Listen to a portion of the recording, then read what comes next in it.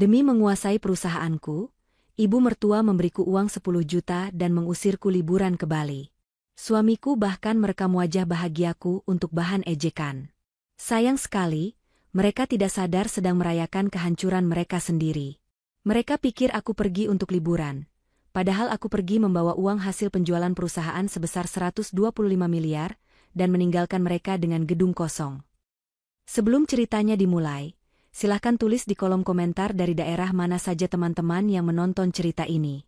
Jangan lupa like dan subscribe agar channel ini bisa semakin berkembang dan bisa mempersembahkan cerita yang lebih menarik lagi. Suasana di ruang makan malam itu terasa berbeda dari biasanya. Lampu kristal di atas meja makan memancarkan cahaya kekuningan yang hangat, memantul pada piring-piring porselen yang tertata rapi. Lucky duduk di ujung meja dengan senyum yang tidak lepas dari wajahnya. Sementara Ibu Harun duduk di sisi kanannya, menatap Danita dengan tatapan yang sulit diartikan. Di atas meja, terhidang berbagai macam masakan kesukaan Danita, mulai dari ayam bakar madu hingga sup buntut yang masih mengepulkan asap. Danita merasa ada sesuatu yang janggal. Selama 5 tahun pernikahan mereka, jarang sekali Ibu Harun bersikap manis, apalagi sampai menyuruh asisten rumah tangga memasak sebanyak ini khusus untuk makan malam biasa. Biasanya, Ibu Harun akan mengeluh tentang borosnya belanja bulanan atau mengkritik cara Danita berpakaian yang dianggapnya kurang modis. Namun malam ini, wanita parubaya itu tampak seperti ibu peri yang baru turun dari kahyangan. Danita menyantap makanannya dengan tenang, meskipun pikirannya berkecamuk. Ia tahu betul watak suami dan mertuanya. Lucky adalah pria yang ambisius namun tidak memiliki kemampuan manajerial yang baik, sedangkan Ibu Harun adalah wanita yang selalu mengukur segala sesuatu dengan uang. Perusahaan yang didirikan Danita dari nol, sebuah perusahaan tekstil yang kini berkembang pesat, selalu menjadi topik perdebatan mereka. Lucky ingin mengambil alih posisi direktur utama karena merasa dirinya sebagai kepala rumah tangga lebih berhak. Sementara Ibu Harun selalu mendesak Danita untuk menyerahkan saham mayoritas kepada Lucky sebagai bukti bakti seorang istri. Danita selalu menolak dengan halus, beralasan bahwa Lucky belum siap. Penolakan itu seringkali berujung pada perang dingin di rumah ini. Namun malam ini, tidak ada perdebatan. Tidak ada sindiran pedas. Hanya ada denting sendok dan garpu yang beradu dengan piring. Setelah makan malam selesai, Ibu Harun tiba-tiba berdeham pelan. Ia meletakkan sendoknya dan mengambil sebuah amplop coklat tebal yang sejak tadi disembunyikan di pangkuannya. Dengan gerakan teatrikal, ia menyodorkan amplop itu ke hadapan Danita. Lucky langsung menegakkan punggungnya, bersiap merekam momen tersebut dengan ponsel pintar keluaran terbaru yang selalu ia genggam. Danita menatap amplop itu dengan bingung, lalu menatap wajah Ibu Harun yang tersenyum lebar, hingga matanya menyipit. Ibu Harun berkata dengan nada suara yang dibuat selembut mungkin, bahwa ia dan Lucky sudah berdiskusi lama tentang hal ini. Mereka merasa bersalah karena selama ini Danita bekerja terlalu keras mengurus perusahaan dan rumah tangga sendirian. Danita membuka amplop itu perlahan. Di dalamnya terdapat tumpukan uang tunai pecahan 100.000 rupiah yang diikat rapi. Jumlahnya 10 juta rupiah. Selain uang, ada selembar kertas yang dicetak berwarna. Itu adalah tiket pesawat kelas bisnis ke Bali untuk keberangkatan esok pagi, lengkap dengan bukti pemesanan hotel bintang 5 selama 1 minggu penuh. Ibu Harun menjelaskan bahwa ini adalah hadiah spesial darinya dan Lucky. Mereka ingin Danita beristirahat sejenak, menikmati pantai, spa, dan melupakan sejenak urusan pekerjaan yang menumpuk. Mereka berjanji akan mengurus rumah dan segala keperluan selama Danita pergi. Lucky mengangkat ponselnya, mengarahkan kamera tepat ke wajah Danita. Ia meminta Danita untuk tersenyum dan mengungkapkan perasaannya. Lucky berkata bahwa ia ingin mengabadikan momen bahagia ini sebagai kenang-kenangan keluarga. Danita melihat kilatan lampu kilat dari ponsel suaminya. Ia tahu apa yang diharapkan Lucky. Lucky ingin melihat ekspresi istri yang naif, istri yang mudah disenangkan dengan uang 10 juta dan liburan, sementara di belakangnya mereka merencanakan pengambil alihan aset bernilai ratusan miliar. Danita menarik napas panjang. Ia memutuskan untuk memberikan pertunjukan terbaik yang pernah mereka lihat. Wajah Danita seketika berubah cerah. Ia melebarkan matanya, menutup mulut dengan kedua tangan seolah tidak percaya, dan membiarkan air mata buatan menggenang di pelupuk matanya. Dengan suara bergetar karena haru yang dibuat-buat, Danita mengucapkan terima kasih berulang kali. Ia berdiri dan memeluk Ibu Harun erat-erat. Ia bisa mencium aroma parfum mahal Ibu Harun yang menyengat, bercampur dengan aroma kemunafikan yang kental. Danita berkata bahwa Ibu Harun adalah mertua terbaik di dunia. Ia lalu beralih memeluk Lucky, menyandarkan kepalanya di dada suaminya itu. Lucky terkekeh sambil terus merekam, sesekali mengarahkan kamera ke wajah ibunya yang mengedipkan mata tanda kemenangan. Dalam pelukan itu, Danita bisa mendengar detak jantung Lucky yang tenang. Tidak ada rasa bersalah sedikit pun di sana. Lucky benar-benar mengira Danita adalah wanita bodoh yang tidak tahu apa-apa. Lucky berpikir bahwa dengan mengirim Danita ke Bali, ia akan memiliki akses bebas ke brankas rumah dan ruang kerja Danita. Lucky dan Ibu Harun pasti sudah merencanakan ini dengan matang. Mereka butuh Danita pergi agar bisa memalsukan tanda tangan atau mencari dokumen penting perusahaan tanpa gangguan. Mereka tidak tahu bahwa Danita sudah selangkah lebih maju. Setelah sesi drama keluarga yang melelahkan itu selesai, Danita pamit masuk ke kamarnya dengan alasan harus segera berkemas. Lucky dan Ibu Harun membiarkannya pergi dengan senyum puas. Begitu pintu kamar tertutup dan terkunci, senyum di wajah Danita lenyap seketika. Wajahnya berubah datar dan dingin. Ia berjalan menuju meja rias, menatap pantulan dirinya di cermin. Wanita berhijab di cermin itu tampak lelah namun, matanya memancarkan tekad yang kuat seperti baja. Ia bukan lagi Danita yang penurut dan lemah. Ia adalah Danita yang telah ditempa oleh pengkhianatan orang-orang terdekatnya. Danita mengambil ponselnya yang tergeletak di atas kasur. Layar ponsel itu menyala, menampilkan sebuah notifikasi pesan masuk dari aplikasi perbankan. Jantung Danita berdegup kencang, bukan karena takut, melainkan karena adrenalin kemenangan. Ia membuka pesan itu. Tertera sederet angka yang sangat panjang. Dana sebesar 125 miliar rupiah telah berhasil masuk ke rekening pribadinya. Itu adalah hasil penjualan bersih seluruh saham dan aset perusahaannya kepada sebuah konsorsium bisnis asing. Transaksi itu telah ia selesaikan secara diam-diam 3 hari yang lalu tanpa sepengetahuan siapapun, termasuk Lucky. Lucky dan Ibu Harun tidak tahu bahwa perusahaan yang ingin mereka rebut besok pagi sebenarnya sudah bukan milik Danita lagi. Gedung kantor, pabrik, mesin-mesin, hingga kendaraan operasional, semuanya sudah berpindah tangan. Danita sengaja membiarkan Lucky dan Ibu Harun hidup dalam ilusi mereka. Ia ingin melihat seberapa tinggi mereka terbang dengan kesombongan itu, sebelum akhirnya jatuh terhempas ke tanah. Uang 10 juta yang diberikan Ibu Harun tadi terasa seperti remah-remah roti dibandingkan dengan kekayaan yang kini Danita pegang. Namun, Danita tetap memasukkan uang itu ke dalam dompetnya. Ia tidak akan menolak uang pemberian musuh. Danita mulai mengeluarkan koper besarnya. Ia membuka lemari pakaian yang didominasi oleh baju-baju pilihan Lucky yang konservatif dan membosankan. Danita memilah pakaian itu dengan kasar. Ia hanya mengambil beberapa helai pakaian yang ia beli dengan uangnya sendiri, pakaian yang nyaman dan sesuai dengan selera aslinya. Ia juga mengemasi dokumen-dokumen pribadi penting seperti ijazah, paspor, dan buku tabungan yang selama ini ia sembunyikan di celah rahasia lemari. Ia tidak berniat kembali ke rumah ini. Liburan ke Bali hanyalah kedok baginya untuk keluar dari rumah tanpa menimbulkan kecurigaan. Tujuan sebenarnya bukanlah Pulau Dewata, melainkan Surabaya. Di Surabaya, sebuah kantor baru yang megah di pusat kota sudah menunggunya. Danita telah mendirikan perusahaan baru di sana, sebuah perusahaan investasi yang akan bergerak di bidang yang lebih luas. Ia sudah merekrut orang-orang terbaik, orang-orang yang setia dan profesional, bukan benalu seperti suaminya. Surabaya akan menjadi benteng barunya, tempat ia memulai hidup baru sebagai wanita merdeka yang berdaya. Ia membayangkan wajah Lucky saat menyadari bahwa ia tidak bisa lagi memerintah Danita. Malam semakin larut. Dari luar kamar, samar-samar Danita mendengar suara tawa Lucky dan Ibu Harun.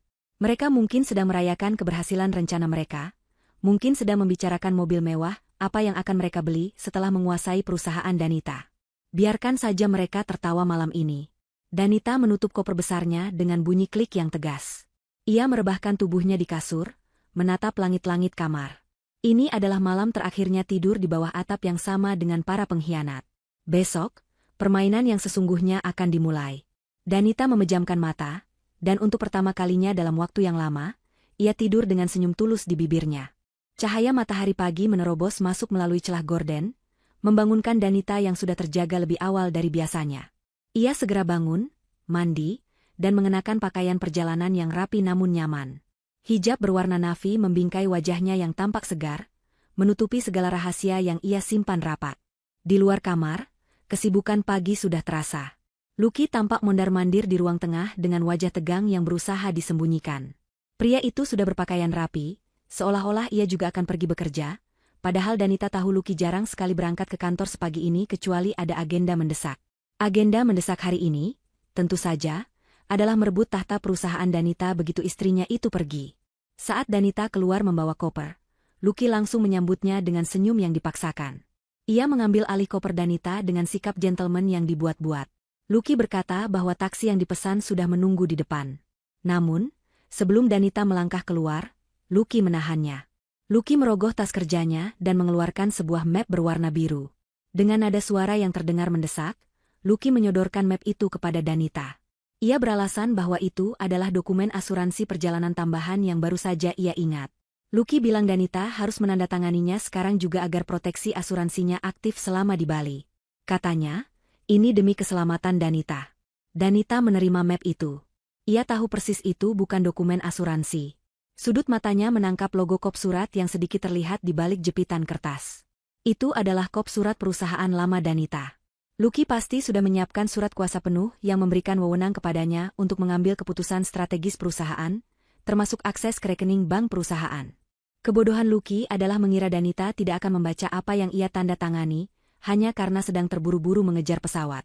Danita berjalan menuju meja makan untuk meletakkan map itu, berpura-pura mencari pulpen di dalam tas tangannya. Di atas meja, terdapat secangkir kopi hitam panas milik Lucky yang baru saja diseduh. Uap panas masih mengepul darinya. Danita menyenggol cangkir itu dengan siku tangannya. Gerakannya sangat cepat dan terukur. Namun di mata Lucky, itu terlihat seperti kecerobohan murni akibat kepanikan mengejar waktu. Cangkir itu terguling. Cairan hitam pekat dan panas, tumpah membasahi taplak meja, dan sebagian besar map biru yang diletakkan Danita. Lucky berteriak kaget, refleks memundurkan badannya agar tidak terkena cipratan kopi. Wajahnya memerah menahan marah, namun ia sadar ia tidak boleh meledak sekarang. Ia segera berlari ke dapur untuk mengambil kain lap, mengumpat pelan tentang kecerobohan istrinya. Saat punggung Lucky menghilang di balik tembok dapur, Danita beraksi. Dengan tangan yang cekatan, ia membuka tas tangannya yang berukuran besar. Di sana, ia sudah menyiapkan map biru yang identik dengan map yang dibawa Lucky. Bedanya, isi map milik Danita hanyalah kertas-kertas bekas yang tidak memiliki kekuatan hukum apapun, namun ia susun sedemikian rupa agar terlihat seperti dokumen resmi. Danita menarik map yang basah dan lengket itu, memasukkannya ke dalam tas kresek sampah yang ada di dekat meja, lalu meletakkan map palsu miliknya di atas meja, tepat di posisi map sebelumnya. Ia sengaja membuat sedikit noda kopi di ujung map palsu itu, agar terlihat meyakinkan. Saat Lucky kembali dengan napas terengah-engah membawa kain lap, pertukaran itu sudah selesai dengan sempurna. Lucky sibuk mengelap meja sambil mengomel tentang betapa pentingnya dokumen itu. Ia memeriksa map yang sekarang ada di meja. Melihat hanya ada sedikit noda di ujungnya dan kertas di dalamnya tampak kering, Lucky menghela napas lega. Ia tidak memeriksa isinya lagi. Baginya, yang penting kertas itu segera ditandatangani. Lucky menyodorkan pulpen kepada Danita dengan tangan yang sedikit gemetar. Danita mengambil pulpen itu. Tanpa membaca, ia membubuhkan tanda tangannya di halaman terakhir dokumen palsu itu. Tanda tangannya pun ia buat sedikit berbeda dari tanda tangan resminya di bank. Sebagai pengaman tambahan, meskipun dokumen itu sendiri sudah tidak berarti apa-apa. Lucky menarik map itu secepat kilat begitu ujung pulpen Danita terangkat dari kertas. Wajahnya menyiratkan kepuasan yang luar biasa. Ia merasa telah memegang kunci kerajaan bisnis Danita di tangannya. Ia memeluk Danita sekilas, berbisik agar Danita hati-hati di jalan dan bersenang-senang di Bali. Danita berjalan keluar rumah menuju taksi yang sudah menunggu. Sopir taksi dengan sigap memasukkan koper Danita ke bagasi. Danita masuk ke kursi penumpang belakang. Ia menurunkan kaca jendela, melambaikan tangan kepada Lucky dan Ibu Harun yang berdiri berdampingan di teras rumah. Mereka melambaikan tangan balik dengan semangat yang berlebihan, seperti melepas kepergian kerabat jauh yang tidak diharapkan kembali dalam waktu dekat. Taksi mulai bergerak perlahan meninggalkan pelataran rumah mewah yang selama ini menjadi sangkar emas bagi Danita. Saat taksi baru saja keluar dari gerbang kompleks perumahan, Danita meminta sopir untuk melaju pelan. Melalui kaca spion samping dan pandangannya yang menoleh ke belakang, Danita melihat sebuah mobil sport berwarna merah menyala berpapasan dengan taksinya. Mobil itu berhenti tepat di depan pagar rumah Danita. Pintu mobil terbuka, dan keluarlah seorang wanita muda dengan pakaian yang sangat modis dan terbuka. Itu Rizka. Rambutnya yang panjang tergerai ditiup angin, kacamata hitam bertengger di hidungnya. Danita melihat dengan jelas bagaimana Lucky dan Ibu Harun berlari kecil menyambut Rizka. Lucky langsung merangkul pinggang Rizka tanpa ragu, mencium pipi wanita itu tepat di depan rumah mereka, di siang bolong. Ibu Harun bahkan memeluk Rizka dengan hangat, seolah menyambut menantu idaman yang baru pulang dari luar negeri. Mereka bertiga tertawa lepas, lalu berjalan masuk ke dalam rumah seolah-olah rumah itu kini milik mereka sepenuhnya. Pemandangan itu seharusnya menyakitkan bagi seorang istri. Seharusnya Danita menangis melihat suaminya membawa selingkuhan masuk ke rumah begitu ia pergi. Namun, anehnya, Danita tidak merasakan sakit hati. Hatinya sudah mati rasa terhadap Lucky sejak lama. Yang ia rasakan hanyalah rasa jijik dan sedikit rasa kasihan. Kasihan karena mereka tidak sadar bahwa mereka sedang merayakan kemenangan di atas kapal yang sudah karam. Rumah yang mereka masuki dengan bangga itu sebenarnya sudah masuk dalam daftar aset yang dijual Danita bersama perusahaannya. Dalam hitungan hari, pemilik baru atau tim legal perusahaan akan datang untuk mengaudit aset, termasuk rumah dinas direksi tersebut. Mereka akan diusir seperti orang asing yang menumpang tanpa izin. Mobil mewah Lucky pun dibeli atas nama perusahaan. Semua fasilitas yang mereka nikmati akan dicabut satu persatu. Danita kembali menatap ke depan. Ia meminta sopir taksi untuk mempercepat laju kendaraan menuju bandara. Ia tidak akan mengambil penerbangan ke Bali. Tiket itu akan hangus, dan ia tidak peduli. Sesampainya di bandara nanti, ia akan check-in untuk penerbangan ke Surabaya yang tiketnya sudah ia beli sendiri. Di Surabaya, sebuah apartemen penthouse dengan pemandangan kota yang indah sudah menantinya sebagai tempat tinggal sementara. Di sana, tidak akan ada Lucky yang benalu, tidak ada Ibu Harun yang cerewet, dan tidak ada bayang-bayang Rizka. Perjalanan menuju bandara terasa sangat melegakan. Danita mengeluarkan ponselnya, memblokir nomor Lucky, Ibu Harun, dan nomor telepon rumah. Ia ingin menikmati ketenangan total selama beberapa hari ke depan sambil menata kantor barunya. Ia membayangkan wajah Lucky saat nanti mencoba meneleponnya dan tidak bisa tersambung. Lucky pasti akan panik, bukan karena khawatir pada istrinya, tapi karena khawatir tidak bisa bertanya di mana letak dokumen-dokumen lain yang mungkin ia butuhkan. Danita tersenyum tipis. Biarkan Lucky mencari sendiri di tumpukan berkas yang sudah Danita acak-acak sebelum pergi. Taksi memasuki area keberangkatan bandara. Danita turun dengan langkah ringan. Ia memberikan tip yang cukup besar kepada sopir taksi yang membantunya menurunkan koper. Udara bandara yang sibuk dan bising terasa seperti musik di telinganya. Ini adalah suara kebebasan. Danita melangkah masuk ke terminal keberangkatan domestik, menyeret kopernya dengan percaya diri. Ia bukan lagi korban. Ia adalah pemain catur yang baru saja melakukan langkah skakmat, namun lawannya belum menyadari bahwa raja mereka sudah tumbang. Danita siap untuk babak baru dalam hidupnya. Babak di mana ia yang memegang kendali penuh, dan Surabaya akan menjadi saksi kebangkitannya. Suasana di rumah Danita berubah drastis, hanya dalam hitungan jam setelah kepergiannya. Rizka, yang kini merasa seperti ratu baru di istana itu, bergerak leluasa tanpa rasa sungkan sedikitpun. Ia berjalan mengelilingi ruang tamu, menyentuh perabotan mahal, dan memberikan komentar sinis tentang selera dekorasi Danita yang dianggapnya kuno dan membosankan. Ibu Harun mengikuti langkah Rizka dengan wajah berseri-seri, seolah-olah ia baru saja mendapatkan menantu impian yang selama ini didambakannya. Bagi Ibu Harun, Rizka adalah representasi wanita modern yang pantas mendampingi anaknya. Berbeda jauh dengan Danita yang menurutnya terlalu kaku dan tidak pandai bergaul. Rizka kemudian masuk ke kamar utama, kamar yang selama ini ditempati Danita dan Lucky. Tanpa izin, ia membuka lemari pakaian Danita. Dengan wajah jijik, ia menarik keluar beberapa gamis dan tunik sederhana milik Danita, lalu melemparnya ke lantai seolah itu adalah kain lap kotor. Rizka memerintahkan asisten rumah tangga untuk segera menyingkirkan barang-barang tersebut ke gudang, atau membakarnya saja jika perlu. Ia ingin menghapus jejak Danita dari kamar itu sepenuhnya. Ia mulai menggantungkan gaun-gaun malamnya yang mewah dan berpotongan rendah di tempat yang kosong itu. Ibu Harun yang melihat kejadian itu hanya tertawa kecil, memuji ketegasan Rizka dalam menata ulang rumah. Menurutnya, aura rumah ini menjadi lebih hidup sejak kedatangan Rizka. Sementara itu, Lucky sedang bersiap-siap dengan setelan jas terbaiknya. Ia berdiri di depan cermin, merapikan dasinya dengan senyum penuh kemenangan. Hari ini adalah hari besar baginya. Di dalam tas kerjanya, tersimpan map biru yang ia yakini berisi surat kuasa penuh dari Danita. Dengan dokumen itu, ia berencana untuk datang ke kantor pusat perusahaan tekstil milik istrinya, mengadakan rapat darurat, dan mengumumkan dirinya sebagai CEO baru yang akan mengambil alih seluruh operasional. Lucky membayangkan wajah-wajah para manajer senior yang selama ini meremehkannya. Hari ini, mereka harus tunduk di bawah kakinya. Ia merasa sangat jantan dan berkuasa, sebuah perasaan yang selama ini tertekan karena hidup di bawah bayang-bayang kesuksesan istrinya. Sebelum berangkat, Lucky berpamitan kepada Rizka dan ibunya. Rizka mencium pipi Lucky dengan mesra, memberikan semangat seolah Lucky adalah pahlawan yang akan pergi berperang. Ibu Harun menepuk bahu anaknya dengan bangga, mengingatkan Lucky untuk tidak ragu memecat karyawan yang tidak loyal. Dengan restu dari dua wanita yang paling ia dengar ucapannya itu, Lucky melangkah keluar rumah dengan dada membusung. Ia mengendarai mobil mewahnya menuju kawasan industri tempat kantor pusat berada, menyalakan musik dengan volume keras sepanjang perjalanan. Sesampainya di gedung perusahaan, Lucky berjalan masuk dengan langkah lebar.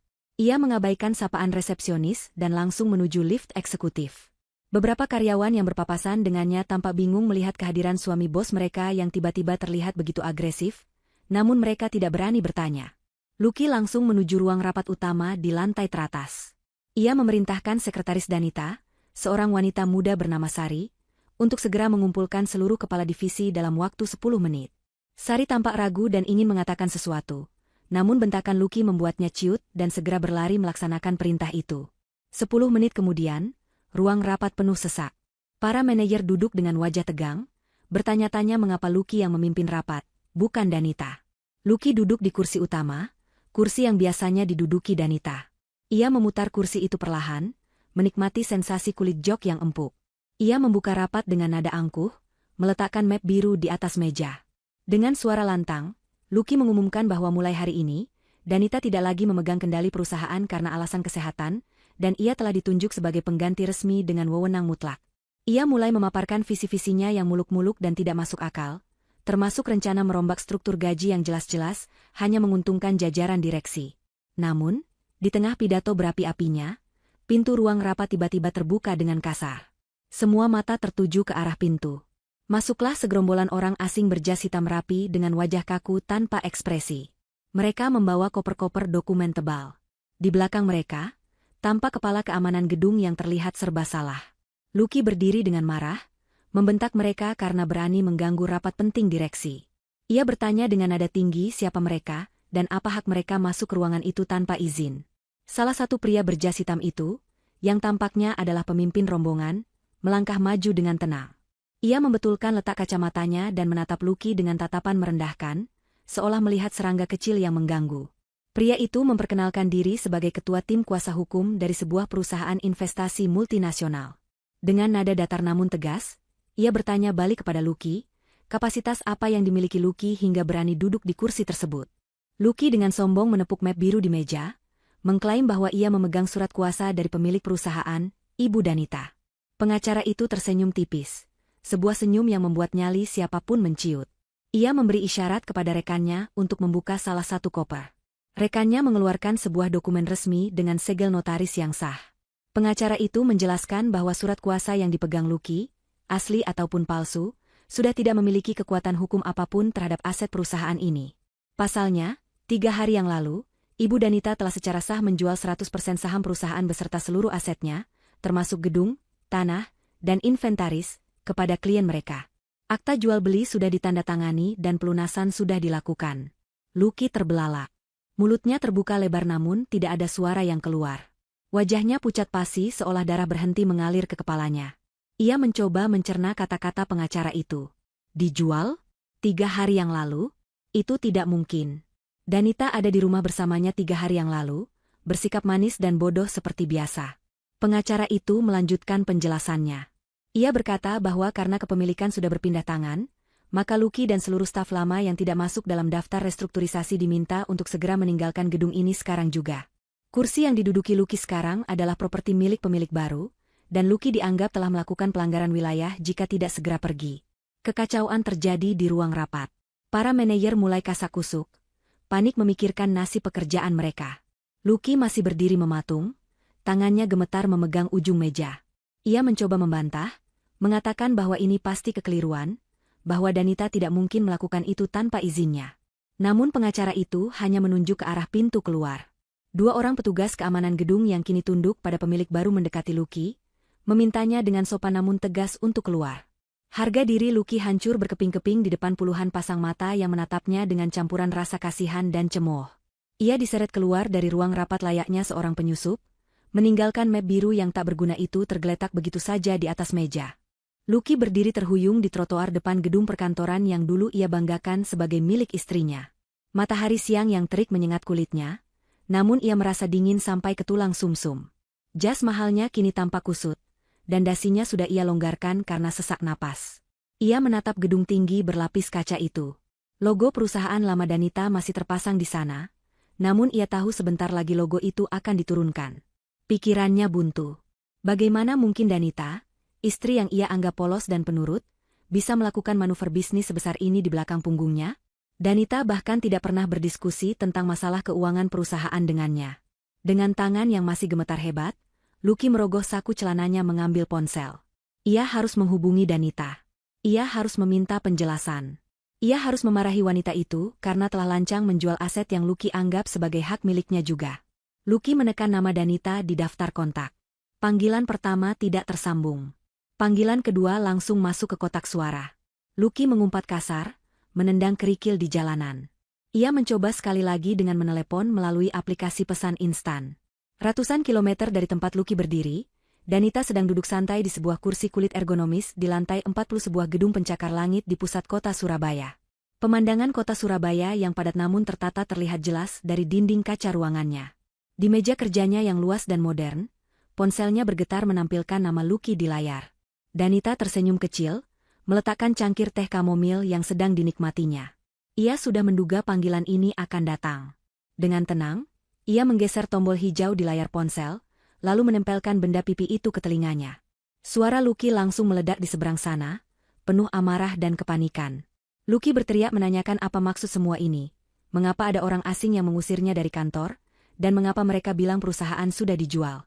Danita menjauhkan sedikit ponselnya dari telinga, karena suara Lucky terlalu keras. Setelah Lucky selesai memuntahkan amarahnya dan berhenti untuk mengambil napas, barulah Danita menjawab. Suaranya terdengar sangat santai, renyah, dan tanpa beban, seolah ia sedang membicarakan cuaca atau resep masakan, bukan tentang transaksi bisnis bernilai ratusan miliar. Danita berkata dengan nada polos yang dibuat-buat, persis seperti saat ia menerima uang 10 juta dari Ibu Harun kemarin malam. Ia menjelaskan bahwa ia merasa kasihan pada Lucky. Bukankah Lucky dan Ibu selalu bilang kalau Danita tidak becus mengurus bisnis? Bukankah mereka selalu mengeluh kalau perusahaan itu hanya bikin pusing? Jadi, Danita memutuskan untuk menjualnya saja agar beban pikiran Lucky berkurang. Danita bilang ia tidak mau suaminya stres memikirkan perusahaan yang rugi terus. Padahal, Lucky tahu betul perusahaan itu sangat sehat dan untung besar. Alasan Danita terdengar sangat konyol, namun menusuk tepat di jantung ego Lucky. Lucky terdiam mendengar jawaban itu. Ia mencoba membentak lagi, menuntut uang hasil penjualan itu. Ia berteriak bahwa sebagai suami, ia berhak atas uang itu. Danita tertawa kecil, tawa yang terdengar dingin dan asing. Ia mengingatkan Lucky bahwa perusahaan itu didirikan sebelum mereka menikah, dan dalam perjanjian pranikah yang dulu pernah Lucky remehkan dan tanda tangani tanpa membaca, tertulis jelas pemisahan harta bawaan. Jadi, 125 miliar itu murni milik Danita. Tidak ada satu rupiah pun hak Lucky di sana. Danita kemudian menambahkan bahwa ia sedang sibuk menikmati spa di Bali sesuai perintah Lucky, jadi ia tidak bisa diganggu. Sambungan telepon diputus sepihak oleh Danita. Lucky menatap layar ponselnya yang kini gelap dengan tatapan kosong. Ia mencoba menelepon balik, tapi nomornya sudah diblokir. Rasa panik yang sesungguhnya mulai menjalar. Ia teringat janji-janjinya pada Rizka. Ia teringat gaya hidup mewah yang ia jalani beberapa bulan terakhir dengan mengandalkan kartu kredit tambahan yang tagihannya selalu dibayar oleh perusahaan Danita. Ia teringat Ibu Harun yang sedang menunggu di rumah bersama Rizka untuk merayakan keberhasilannya menjadi CEO. Bagaimana ia akan menjelaskan semua ini? Lucky memutuskan untuk tidak pulang dulu. Ia butuh menenangkan diri. Ia mengemudikan mobilnya menuju sebuah restoran mewah langganannya dan Rizka. Ia berpikir mungkin makan siang yang enak dan segelas anggur bisa menjernihkan pikirannya. Ia memesan steak wagyu termahal dan minuman impor, mencoba menyangkal kenyataan bahwa dunianya sedang runtuh. Setelah makan, saat pelayan menyodorkan mesin pembayaran kartu, Lucky dengan percaya diri mengeluarkan kartu kredit platinumnya, kartu yang terhubung langsung dengan rekening operasional perusahaan lama. Pelayan itu memasukkan kartu, menunggu sebentar, lalu mencoba lagi. Wajah pelayan itu berubah sedikit canggung. Ia memberitahu Lucky bahwa transaksinya ditolak. Lucky mengerutkan kening, bersikeras bahwa itu tidak mungkin. Ia menyuruh pelayan mencoba lagi. Ditolak lagi. Lucky mengeluarkan kartu kedua, kartu emas milik Ibu Harun yang juga ia bawa. Ditolak juga. Lucky mulai berkeringat dingin. Semua kartu kredit keluarganya ternyata fasilitas dari perusahaan. Begitu kepemilikan perusahaan berpindah, tim keuangan pemilik baru pasti langsung membekukan semua aset dan fasilitas yang tidak relevan, termasuk kartu-kartu kredit yang dipegang keluarga mantan pemilik. Pelayan itu menatap Lucky dengan tatapan curiga, berbeda jauh dari tatapan hormat saat Lucky baru datang. Manajer restoran mendekat, bertanya apakah ada masalah pembayaran. Lucky yang merasa dipermalukan akhirnya harus menguras saku celana dan dompetnya, mengumpulkan uang tunai recehan yang ia miliki. Itu pun tidak cukup. Ia terpaksa meninggalkan jam tangan mahalnya sebagai jaminan, sambil berjanji akan kembali membawa uang tunai. Lucky berjalan keluar dari restoran dengan kepala tertunduk, diiringi bisik-bisik para pelayan. Di saat yang sama, ponselnya berdering lagi. Kali ini dari Ibu Harun. Suara ibunya terdengar panik dan marah. Ibu Harun mengadu bahwa listrik di rumah baru saja mati total. Petugas PLN datang memutus aliran karena tunggakan 3 bulan yang belum dibayar. Selama ini, tagihan listrik rumah dibayar otomatis lewat rekening perusahaan, dan sekarang rekening itu sudah ditutup aksesnya. Ibu Harun juga berteriak bahwa Rizka kepanasan dan marah-marah karena AC mati. Lucky menyandar di pintu mobilnya yang panas, merosot duduk di aspal parkiran. Realita menamparnya bertubi-tubi. Keran uang sudah ditutup rapat oleh Danita. Ia, ibunya, dan selingkuhannya kini benar-benar tidak punya uang sepeser pun, sementara gaya hidup mereka setinggi langit. Danita tidak hanya pergi, ia telah mematikan sumber kehidupan mereka. Lucky memacu mobilnya pulang dengan perasaan campur aduk antara marah, takut, dan bingung. Sesampainya di halaman rumah, ia disambut oleh pemandangan yang menyedihkan. Pintu depan rumah terbuka lebar. Di ruang tamu, Ibu Harun duduk sambil mengipas-ngipas wajahnya dengan majalah bekas. Keringat bercucuran di dahi wanita tua itu, membuat bedaknya luntur berantakan. Rizka berdiri di sudut ruangan dengan wajah masam, kedua tangannya bersedekap di dada. Tidak ada dengungan halus penyejuk udara yang biasanya membuat rumah itu sejuk laksana di pegunungan. Listrik benar-benar mati total. Rumah mewah itu kini terasa seperti oven raksasa yang memanggang penghuninya perlahan-lahan. Begitu melihat Lucky masuk, Rizka langsung menyembur dengan omelan panjang. Ia mengeluh kepanasan, haus, dan lapar. Ia bertanya mengapa pelayan tidak bisa memasak, mengapa kulkas mati sehingga semua minuman menjadi hangat, dan mengapa Lucky lama sekali pulangnya. Ibu Harun ikut menimpali dengan suara parau, mengatakan bahwa ia hampir pingsan karena kepanasan dan menuduh Lucky tidak becus mengurus tagihan listrik. Lucky yang kepalanya sudah mau pecah akhirnya meledak. Ia berteriak agar mereka berdua diam.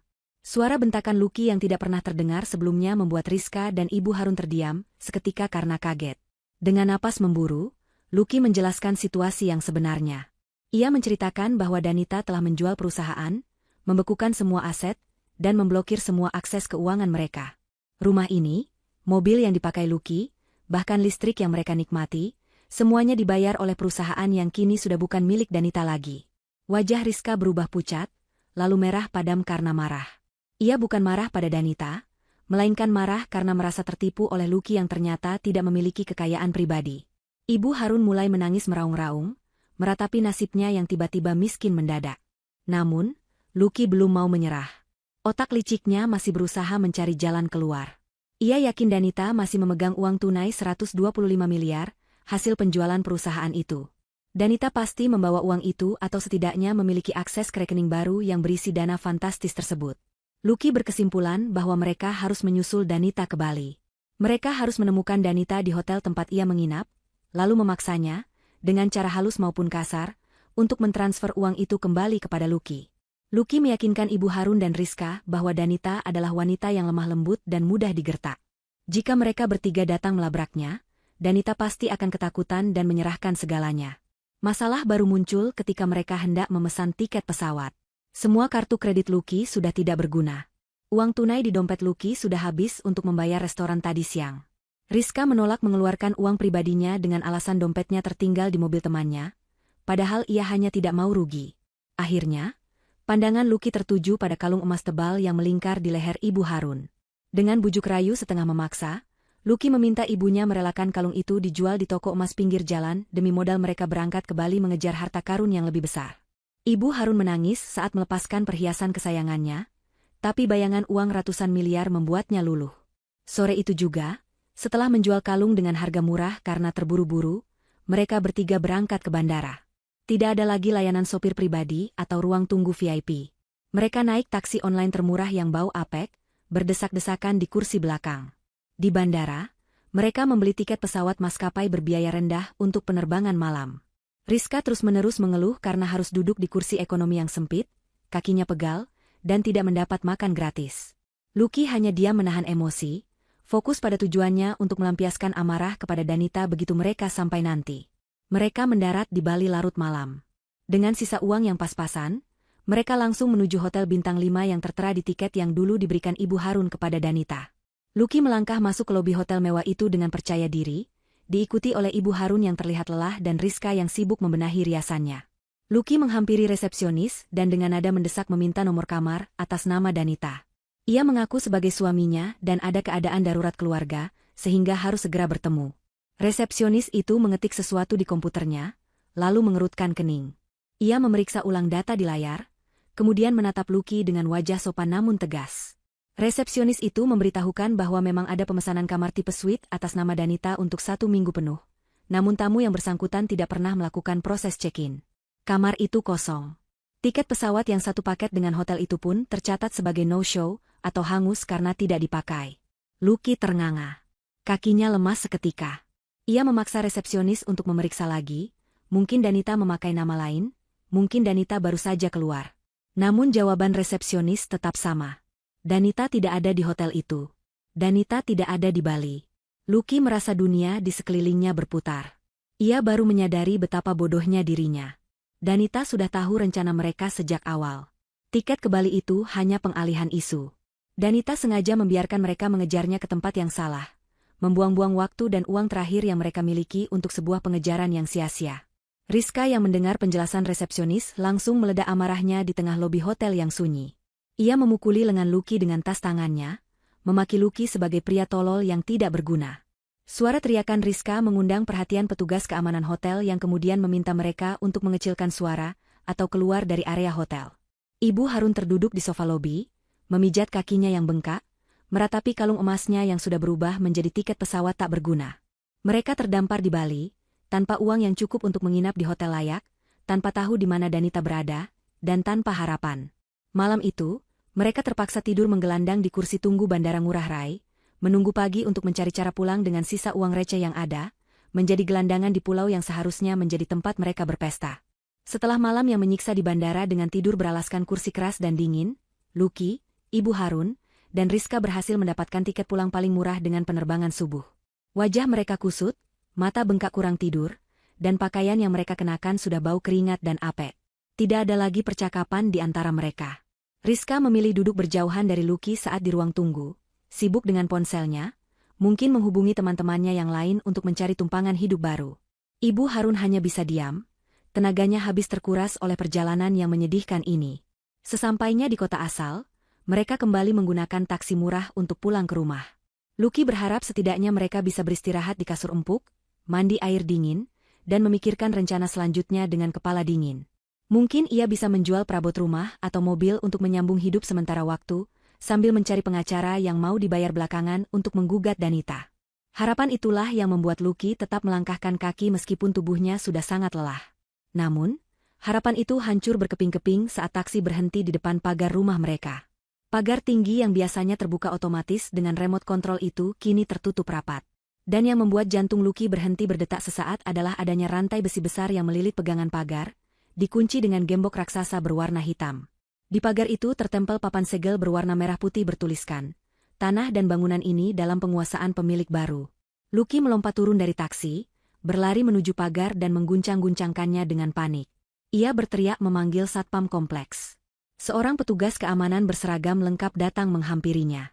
Itu adalah Pak Udin, satpam yang dulu sering dimaki-maki oleh Ibu Harun karena masalah sepele seperti telat membuka gerbang. Kali ini, Pak Udin menatap mereka bukan dengan takut, tapi dengan tatapan datar dan sedikit rasa puas yang tersembunyi. Pak Udin menjelaskan bahwa sejak kemarin sore, tim legal dari perusahaan pemilik baru sudah datang melakukan eksekusi pengosongan aset. Karena rumah ini tercatat sebagai aset inventaris perusahaan atas nama direksi, dan direksi lama sudah diganti, maka hak huni Lucky dan keluarganya sudah dicabut. Kunci rumah sudah diganti seluruhnya.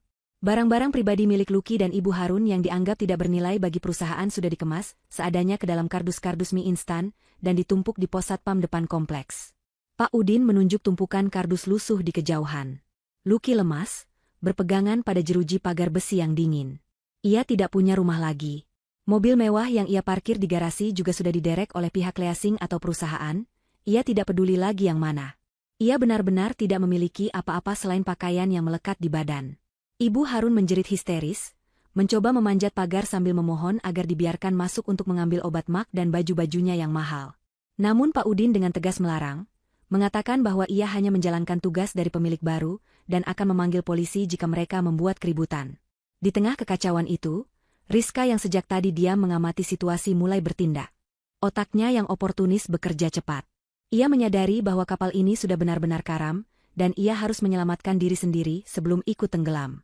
Matanya tertuju pada tas tangan yang dipeluk erat oleh Ibu Harun. Itu adalah tas bermerek, satu-satunya barang mewah yang tersisa yang dibawa Ibu Harun saat ke Bali. Rizka tahu tas itu masih laku dijual jutaan rupiah, atau setidaknya di dalamnya mungkin masih ada sisa uang tunai atau perhiasan kecil yang diselipkan Ibu Harun.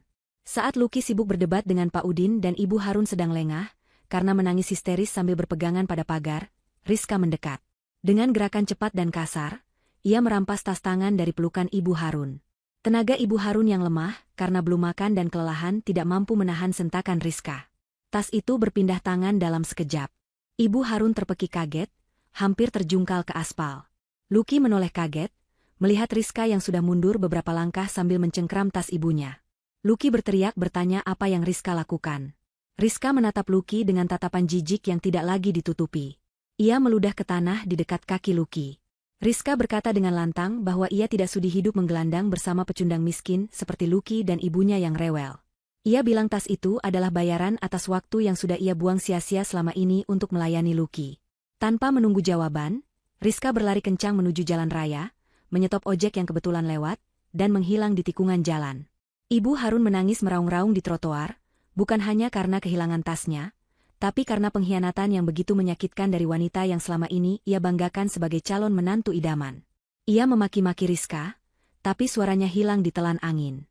Luki terduduk di aspal panas, menatap kardus-kardus barang bekas di pos satpam yang kini menjadi satu-satunya harta mereka. Ia merasa seperti sampah yang baru saja dibuang ke tempat pembuangan akhir. Tiba-tiba ponsel Luki bergetar. Itu satu-satunya benda berharga yang masih ia miliki meskipun layarnya sudah retak. Sebuah pesan masuk dari nomor tidak dikenal. Luki membukanya dengan tangan gemetar. Pesan itu berisi sebuah tautan berita daring. Judul berita itu tertulis dengan huruf tebal. Sosok Danita, pengusaha muslimah sukses yang baru saja mengakuisisi gedung pencakar langit di Surabaya senilai ratusan miliar. Di bawah judul itu, terpampang foto Danita yang sedang tersenyum anggun, mengenakan busana kerja yang elegan, sedang memotong pita peresmian kantor barunya. Di latar belakang foto, terlihat jajaran direksi asing bertepuk tangan hormat padanya. Mata Luki panas melihat foto itu. Senyum Danita di foto itu terlihat begitu tulus, penuh wibawa, dan sangat bahagia. Berbeda jauh dengan senyum palsu yang Danita tunjukkan saat makan malam terakhir mereka. Luki menyadari bahwa saat ia dan ibunya sedang mengemis-ngemis di depan pagar rumah yang terkunci, Danita sedang berada di puncak dunia, menikmati hasil kerja keras dan kecerdasannya. Danita tidak perlu membalas dendam dengan tangan kotor. Ia cukup menjadi sukses dan bahagia, dan itu sudah menjadi hukuman paling mematikan bagi Luki. Di bawah terik matahari yang menyengat, di depan gembok pagar yang tak bisa dibuka, Luki akhirnya menangis, air mata penyesalan yang sudah terlambat jatuh membasahi pipinya yang kotor. Perjalanan menuju Surabaya adalah mimpi buruk yang panjang bagi Luki dan Ibu Harun. Setelah diusir dari rumah mewah mereka dan hanya berbekal uang receh sisa penjualan kardus bekas, serta sedikit simpanan tunai yang Ibu Harun sembunyikan di balik utang, mereka terpaksa menumpang bus ekonomi antar kota yang bobrok. Bus itu penuh sesak dengan penumpang. Aroma keringat bercampur asap rokok dan bau durian menyengat hidung. Luki duduk terjepit di dekat jendela yang macet tidak bisa dibuka. Sementara Ibu Harun duduk di sebelahnya dengan wajah pucat, terus-menerus mengeluh pusing dan mual karena guncangan bus yang kasar di jalan berlubang. Tidak ada lagi kenyamanan jok kulit mobil Eropa, atau pendingin udara yang sejuk. Yang ada hanyalah realitas kemiskinan yang menyengat kulit dan harga diri mereka. Sepanjang perjalanan yang memakan waktu belasan jam itu, Luki tidak bisa memejamkan mata. Pikirannya dipenuhi dendam dan rencana putus asa untuk menemui Danita. Ia yakin, jika ia memohon atau sedikit mengancam di depan umum, Danita pasti akan luluh atau malu, lalu memberikan mereka uang. Sesampainya di terminal Bungurasi Surabaya, mereka terlihat seperti pengemis. Pakaian Luki yang dulunya jas mahal kini kusut, kotor, dan bernoda keringat. Wajahnya kusam ditumbuhi brewok yang tidak terawat. Ibu Harun lebih menyedihkan lagi, rambutnya acak-acakan keluar dari kerudung instan yang ia beli di pedagang asongan, dan jalannya terseok-seok karena encoknya kambuh. Mereka bertanya-tanya kepada orang sekitar tentang lokasi gedung kantor baru Danita yang beritanya sempat viral itu. Setelah mendapatkan alamatnya, mereka berjalan kaki cukup jauh dan menyambung dengan angkutan kota demi menghemat ongkos. Panas kota Surabaya yang terik, seolah membakar kulit mereka yang selama ini dimanja perawatan salon mahal. Ketika mereka akhirnya berdiri di depan gedung pencakar langit milik Danita, Lucky ternganga. Gedung itu menjulang tinggi membelah langit biru, dinding kacanya berkilauan memantulkan cahaya matahari sore. Di bagian depan gedung, tertulis nama perusahaan investasi baru Danita dengan huruf-huruf emas yang besar dan elegan. Mobil-mobil mewah keluar masuk area lobi, menurunkan eksekutif-eksekutif berjas rapi. Lucky melihat pantulan dirinya di kaca pos satpam dan merasa kerdil. Ia dulu merasa dirinya raja, tapi di hadapan kerajaan bisnis Danita yang sesungguhnya, ia hanyalah butiran debu. Namun, rasa lapar di perutnya dan rengekan ibu Harun memaksanya untuk membuang rasa malu. Ia menyeret langkahnya menuju pintu putar lobi utama. Baru saja kaki Lucky menyentuh karpet merah lobi yang dingin dan wangi, dua orang petugas keamanan bertubuh kekar langsung menghadang mereka. Petugas itu menatap penampilan Lucky dan ibu Harun dengan curiga, mengira mereka adalah peminta sumbangan liar. Lucky mencoba menegakkan badannya, memasang wajah angkuh sisa-sisa masa jayanya, dan berkata dengan suara lantang bahwa ia ingin bertemu dengan pemilik gedung ini, Danita. Ia mengaku sebagai suami sah Danita. Pernyataan itu membuat beberapa orang di lobi menoleh dan berbisik-bisik, menatap Lucky dengan pandangan tidak percaya dan jijik. Satpam itu tertawa meremehkan, tidak percaya bahwa pria gembel di depannya adalah suami dari salah satu wanita terkaya di Surabaya. Mereka bersiap menyeret Lucky keluar. Lucky mulai berteriak-teriak, membuat keributan. Ia memanggil-manggil nama Danita, berharap istrinya mendengar. Keributan itu memancing perhatian seorang wanita berpakaian formal yang baru saja keluar dari lift. Itu adalah asisten pribadi Danita. Wanita itu mengenali Lucky dari foto-foto yang pernah ditunjukkan tim legal. Ia segera menghubungi Danita melalui AirPage di telinganya. Setelah mendapat instruksi, asisten itu memberi isyarat kepada satpam untuk melepaskan Lucky. Dengan wajah dingin, ia mempersilakan Lucky dan Ibu Harun untuk naik ke lantai teratas. Lucky tersenyum sinis kepada satpam, merasa menang. Ia berpikir Danita masih takut padanya atau masih mencintainya. Mereka dibawa naik menggunakan lift pribadi yang meluncur cepat tanpa suara. Di dalam lift, Lucky mencoba merapikan rambutnya yang berminyak, sementara Ibu Harun sibuk membersihkan noda di bajunya. Pintu lift terbuka langsung menuju sebuah ruang kantor yang sangat luas dan mewah.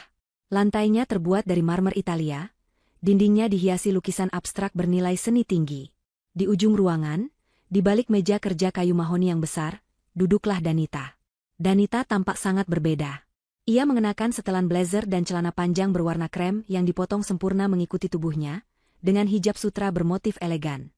Wajahnya dirias tipis namun memancarkan aura kekuasaan yang mengintimidasi. Tidak ada lagi jejak istri penurut yang biasa Lucky bentak. Danita tidak berdiri menyambut mereka.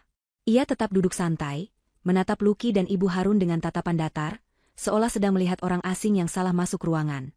Lucky dan Ibu Harun berjalan mendekat, langkah mereka ragu-ragu di atas lantai marmer yang licin. Udara di ruangan itu sangat dingin, menusuk tulang mereka yang lelah. Lucky mencoba memulai percakapan dengan nada akrab yang dipaksakan. Ia memanggil Danita dengan sebutan, sayang, mencoba menyentuh tangan Danita di atas meja. Namun Danita menarik tangannya perlahan, menatap Lucky dengan jijik. Lucky kemudian mengubah taktiknya. Ia mulai bercerita tentang penderitaan mereka, tentang bagaimana mereka diusir, tentang Rizka yang mencuri tas ibu, dan tentang betapa sulitnya perjalanan mereka ke sini. Ia berharap Danita akan merasa iba. Ibu Harun pun ikut bersandiwara. Ia mulai batuk-batuk keras yang dibuat-buat, memegang dadanya, dan berkata dengan suara lemah bahwa ia sakit parah karena memikirkan Danita. Ibu Harun bilang ia rindu pada menantunya dan ingin keluarga mereka utuh kembali. Danita mendengarkan semua drama itu tanpa ekspresi. Setelah mereka selesai berbicara, Danita hanya tersenyum miring. Ia memutar sebuah layar tablet di mejanya ke arah mereka. Di layar itu, terlihat rekaman CCTV rumah lama mereka saat makan malam terakhir. Terlihat jelas wajah Lucky dan Ibu Harun yang tertawa mengejek setelah Danita masuk kamar. Terdengar suara Lucky yang bilang Danita itu bodoh, dan suara Ibu Harun yang bilang akhirnya mereka bisa menguasai harta Danita. Wajah Lucky dan Ibu Harun pucat pasi melihat rekaman itu. Mereka tidak menyangka Danita memasang kamera tersembunyi di ruang makan. Dengan suara tenang namun tajam, Danita berkata bahwa ia tidak butuh permintaan maaf mereka. Ia tahu Ibu Harun tidak sakit karena merindukannya, tapi sakit karena kehilangan akses ke uangnya. Danita menyebut Ibu Harun bukan sebagai mertua, melainkan sebagai lintah darat yang selama ini menghisap darahnya. Kepada Lucky, Danita berkata bahwa pria di hadapannya hanyalah benalu yang tidak tahu diri. Danita menegaskan bahwa tidak ada sepeser pun uang yang akan ia berikan. Ia mempersilakan mereka menikmati hidup miskin yang selama ini mereka hina. Lucky yang merasa terpojok mulai emosi dan menggebrak meja, menuntut haknya sebagai suami. Namun belum sempat ia berbuat lebih jauh, pintu ruangan terbuka. 4 orang security berbadan tegap masuk.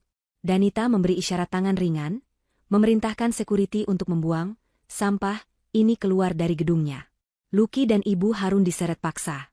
Ibu Harun menjerit-jerit memanggil nama Danita, memohon ampun, tapi Danita sudah kembali menekuni berkas di mejanya, sama sekali tidak menoleh. Mereka diseret masuk ke dalam lift barang, dibawa turun, dan dilempar keluar dari pintu belakang gedung dekat tempat pembuangan sampah. Lucky jatuh tersungkur di aspal panas, tepat di sebelah tumpukan kantong sampah basah. Bau busuk sampah itu menyadarkan Lucky bahwa ia telah benar-benar kehilangan segalanya. Ia menatap gedung tinggi itu sekali lagi, menyadari bahwa Danita di atas sana adalah bintang yang tak akan pernah bisa ia gapai lagi, sementara ia kini berada di tempat yang paling rendah, tempat yang pantas baginya. Diusir dari gedung kantor Danita tidak membuat Lucky menyerah, justru membuatnya semakin gelap mata. Rasa malu yang ia terima berubah menjadi dendam kesumat. Ia merasa Danita telah berlaku tidak adil dan melanggar hukum, karena menelantarkan suami dan mertuanya. Dengan sisa uang terakhir yang ada di saku Ibu Harun, Lucky membawa ibunya mencari penginapan termurah di pinggiran kota Surabaya, sebuah kamar sempit tanpa jendela yang pengap dan penuh nyamuk. Di sana, Lucky mulai menyusun rencana balasan. Ia mencari informasi tentang lembaga bantuan hukum atau pengacara yang bersedia dibayar dengan sistem bagi hasil jika memenangkan gugatan. Lucky akhirnya menemukan seorang pengacara muda yang ambisius namun minim pengalaman, yang tergiur dengan cerita Lucky tentang harta Gonogini senilai ratusan miliar. Pengacara itu setuju untuk membantu Lucky menggugat Danita dengan tuduhan penelantaran rumah tangga dan penggelapan aset bersama. Lucky merasa di atas angin. Ia membayangkan dirinya akan menyeret Danita ke pengadilan, mempermalukan wanita itu di depan umum, dan memaksanya membagi harta kekayaannya. Lucky meyakinkan Ibu Harun bahwa ini adalah jalan satu-satunya untuk kembali kaya. Ibu Harun yang sudah lelah dan sakit-sakitan hanya bisa mengangguk pasrah, menggantungkan nasib pada anak laki-lakinya yang sebenarnya tidak kompeten. Namun, surat somasi yang dikirimkan pengacara Lucky justru menjadi bumerang yang mematikan. Alih-alih mendapatkan tawaran damai berupa uang, Lucky justru mendapatkan panggilan untuk bertemu dengan tim kuasa hukum Danita di sebuah kantor hukum ternama di Surabaya. Lucky datang dengan setelan jas pinjaman yang kedodoran, didampingi pengacaranya yang terlihat gugup melihat kemewahan kantor lawan. Mereka digiring ke sebuah ruang rapat yang dingin. Di sana, 3 orang pengacara senior kepercayaan Danita sudah menunggu. Di atas meja, terdapat tumpukan berkas yang sangat tebal. Pertemuan itu berlangsung singkat dan brutal. Pengacara Danita tidak memberikan ruang bagi Lucky untuk berbicara. Mereka langsung membuka kartu. Pertama, mereka menunjukkan perjanjian pranikah asli yang ditandatangani Lucky 5 tahun lalu. Dokumen itu secara tegas menyatakan pemisahan harta total. Lucky tertegun, ia lupa pernah menandatangani itu karena dulu ia terlalu meremehkan Danita dan hanya ingin segera menikah. Kedua, pengacara Danita memutar rekaman suara dan video. Bukan hanya rekaman makan malam, tapi juga rekaman-rekaman lain yang membuktikan perselingkuhan Lucky dengan Rizka di berbagai tempat, termasuk bukti transaksi hotel dan pembelian barang mewah untuk Rizka menggunakan kartu kredit perusahaan. Bukti pamungkas yang disodorkan adalah laporan audit forensik keuangan perusahaan lama Danita. Laporan itu menunjukkan adanya aliran dana ilegal yang dilakukan Lucky selama menjabat posisi informal di perusahaan, termasuk memalsukan kwitansi jamuan makan untuk kepentingan pribadi dan judi online. Pengacara Danita dengan tenang menjelaskan bahwa data ini cukup untuk memenjarakan Lucky atas tuduhan penggelapan dana korporasi dengan ancaman hukuman di atas 5 tahun penjara. Pengacara muda yang mendampingi Lucky langsung pucat dan menutup berkasnya.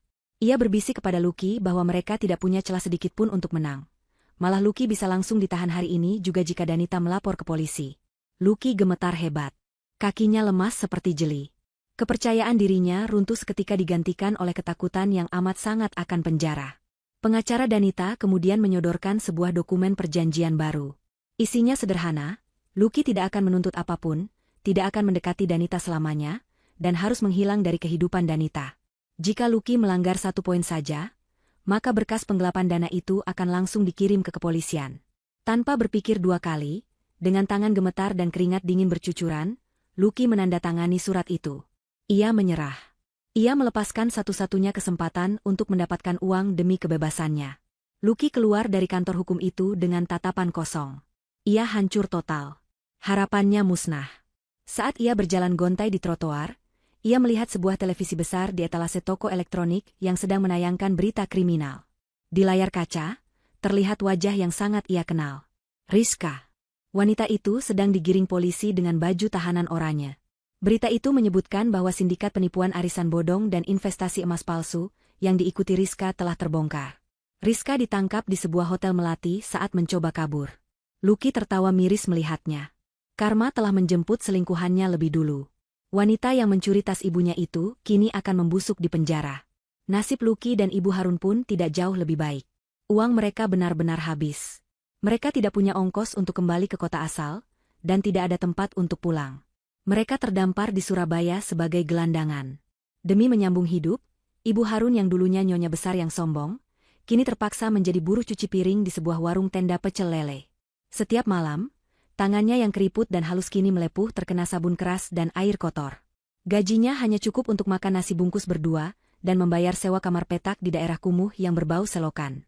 Sementara Lucky, karena tidak punya keahlian apa-apa selain menyuruh orang, akhirnya bekerja serabutan. Ia pernah mencoba menjadi kuli panggul di pasar, tapi tubuhnya yang tidak terlatih membuatnya menyerah dalam 2 hari. Akhirnya, ia menjadi tukang parkir liar di depan sebuah minimarket. Kulitnya menghitam terbakar matahari, wajahnya kusam penuh debu jalanan.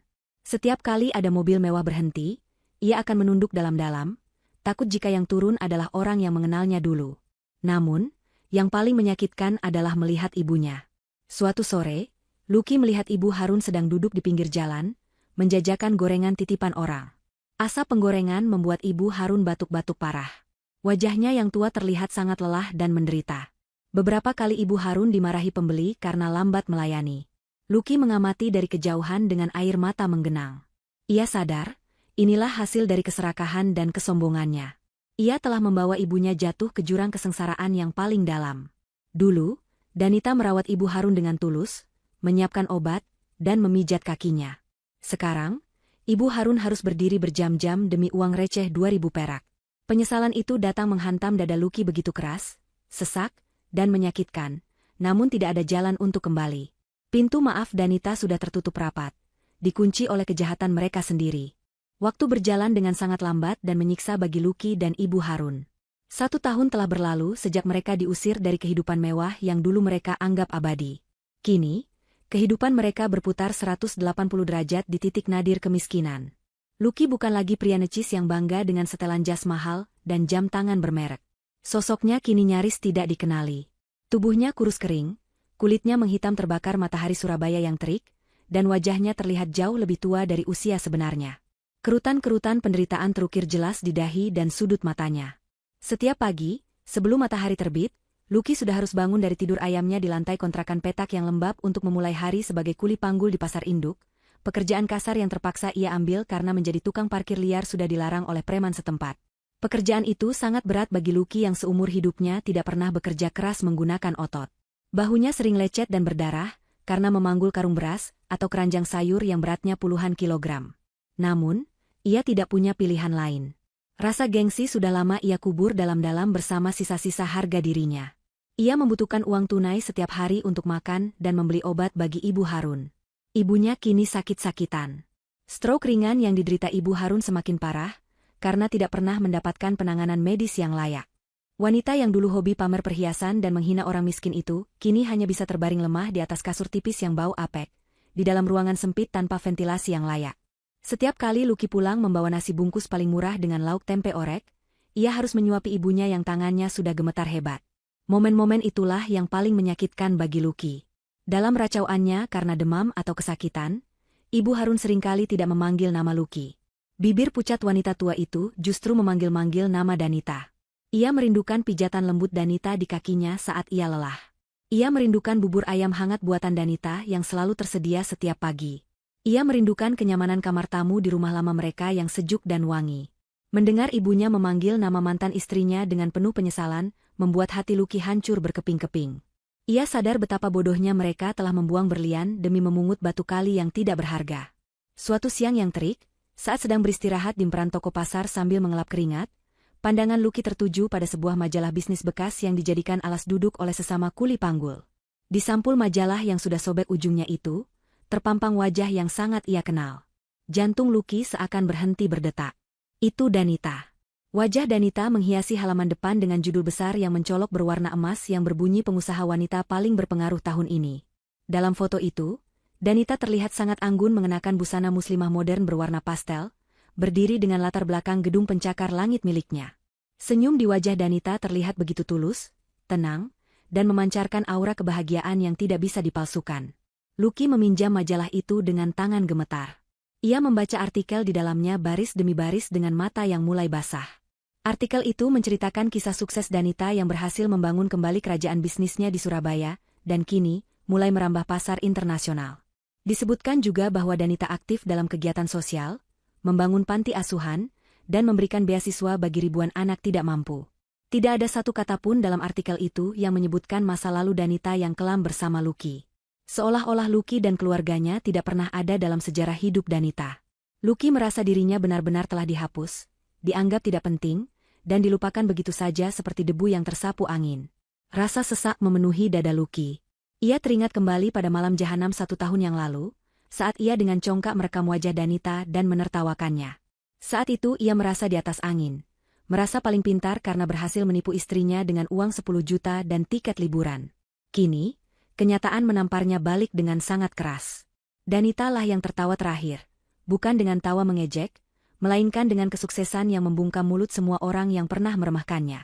Lucky melihat ke arah tangannya yang kotor dan kasar, lalu membandingkannya dengan tangan Danita di foto yang memegang pena emas. Perbedaan nasib mereka kini bagaikan bumi dan langit. Sore harinya, Lucky pulang dengan langkah gontai. Ia mendapati Ibu Harun sedang menangis diam-diam memandangi foto lama keluarga mereka yang sudah kucel, satu-satunya foto yang berhasil diselamatkan dari dompet Lucky. Di foto itu, Danita berdiri di belakang kursi Ibu Harun sambil tersenyum sopan. Ibu Harun menatap Lucky dengan mata yang sayu dan bertanya dengan suara parau apakah Danita akan memaafkan mereka jika mereka datang memohon sekali lagi. Lucky hanya bisa menggeleng lemah. Ia tahu pintu maaf itu sudah tertutup rapat dan digembok mati. Danita yang sekarang bukanlah Danita yang dulu bisa mereka injak-injak.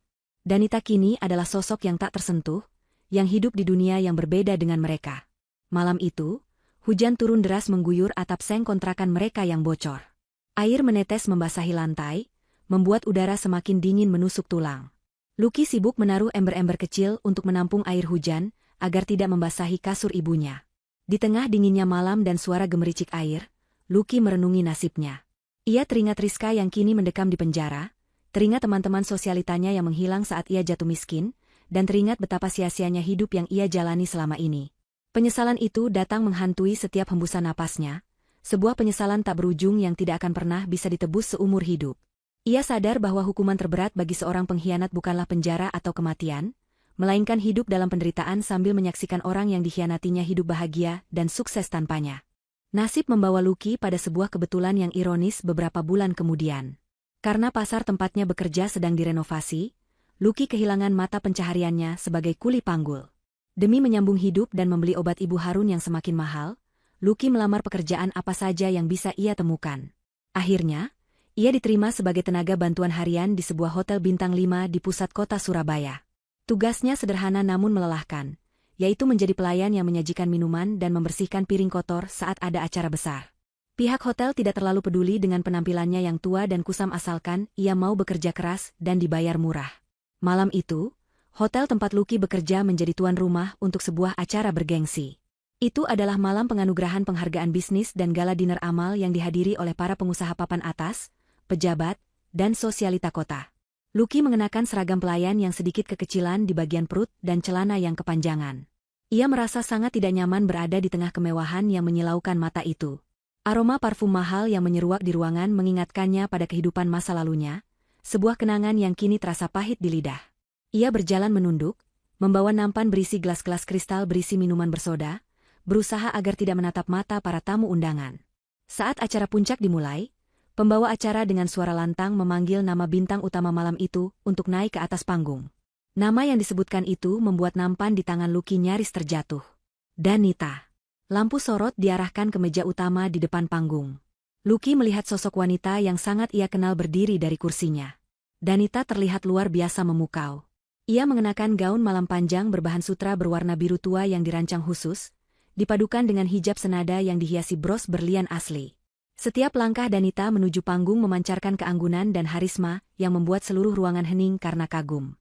Lucky berdiri mematung di sudut ruangan, di balik bayang-bayang pilar besar.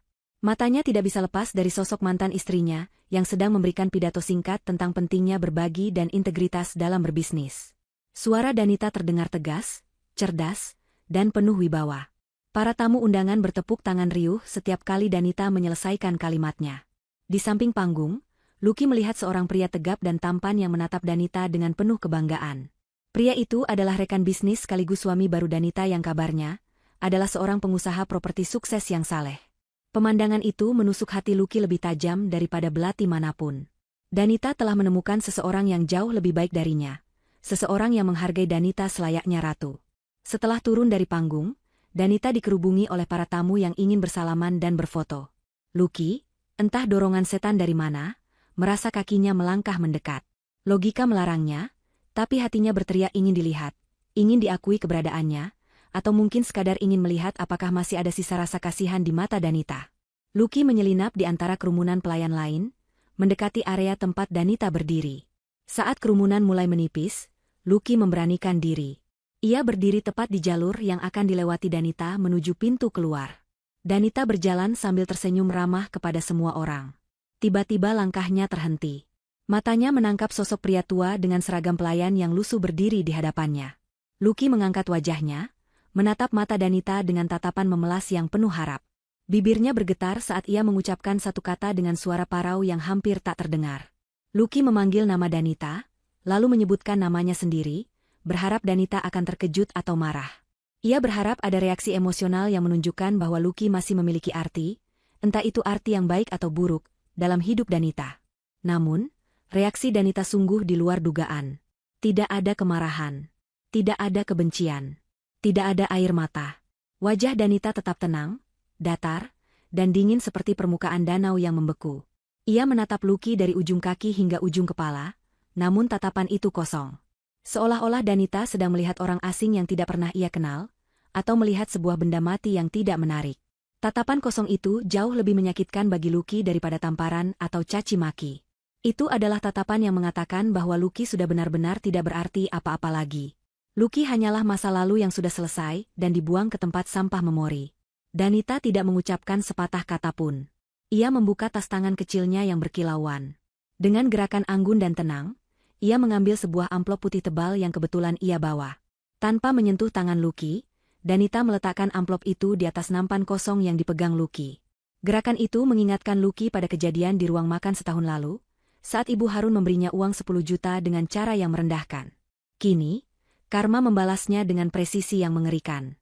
Danita memberikan uang itu bukan sebagai istri kepada suami, melainkan sebagai seorang dermawan kepada pengemis yang ditemuinya di jalan.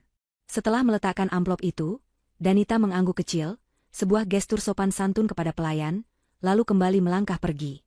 Ia menggandeng lengan suami barunya, tertawa renyah menanggapi lelucon pria itu, dan berjalan keluar ruangan tanpa menoleh sedikit pun ke belakang. Lucky ditinggalkan berdiri sendirian di tengah keramaian pesta yang bukan miliknya. Tangan Lucky gemetar hebat saat menyentuh amplop itu. Isinya tebal, mungkin cukup untuk biaya hidupnya dan ibunya selama beberapa bulan, atau cukup untuk biaya rumah sakit Ibu Harun. Namun uang itu terasa panas di tangannya. Lucky berjalan sempoyongan menuju pintu belakang hotel, menuju area pembuangan sampah dan tempat istirahat karyawan. Di sana, di bawah remang lampu jalan dan gerimis hujan yang mulai turun, Lucky membuka amplop itu. Uang tunai pecahan Rp100.000 tersusun rapi. Tidak ada surat, tidak ada pesan. Hanya uang. Lucky merosot duduk di atas lantai beton yang basah. Ia memeluk uang itu erat-erat di dadanya dan mulai menangis. Tangisannya pecah, meraung-raung membelah kesunyian gang sempit itu. Ia menangisi kebodohannya, menangisi kesombongannya, dan menangisi kehilangan terbesarnya. Di kejauhan, mobil mewah Danita melaju membelah jalanan kota Surabaya, membawanya pulang ke kehidupan yang hangat dan penuh cinta. Danita melihat keluar jendela, menatap rintik hujan. Dalam hatinya ia bersyukur. Pura-pura bodoh di masa lalu adalah keputusan terbaik yang pernah ia ambil. Topeng kepolosan itu telah menyelamatkannya dari parasit-parasit yang ingin menghancurkannya. Kini, ia tidak perlu lagi berpura-pura. Senyum di wajahnya adalah senyum kemenangan yang abadi. Dan bagi Lucky, bayangan punggung Danita yang menjauh malam itu akan menjadi pemandangan terakhir yang akan menghantuinya sampai akhir hayat. Sebuah penutup kisah yang sempurna bagi mereka yang tidak tahu cara bersyukur. Tidak tahu cara bersyukur. Tidak tahu cara bersyukur. Tidak tahu cara bersyukur. Tidak tahu cara bersyukur. Tidak tahu